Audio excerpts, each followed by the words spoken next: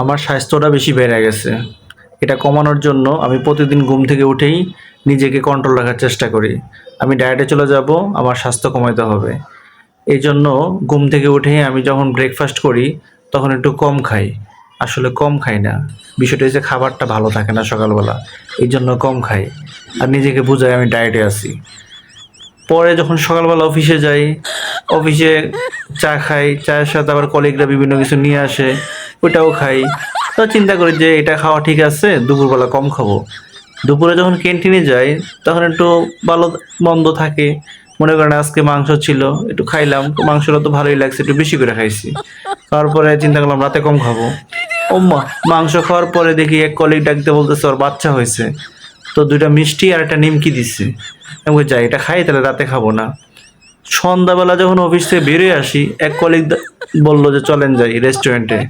আমি ভাবলাম যে যাই, একটু দই টই খামুনে স্বাস্থ্য কন্ট্রোল করার জন্য। ওম্মা, গিয়া দেখি চাপ, নান, কোল্ড ড্রিঙ্কস এগুলো দিছে। আমি বলি তাহলে ঠিক আছে, যাক, রাতে তো খাবো না, এখন এটা খাইয়েই চলে যাব।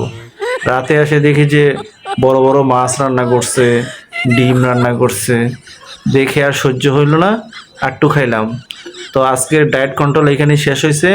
আগামীকাল আবার নতুন করে চিন্তা করব। আগামীকাল কপালে কি আছে আমি নিজেও জানি না।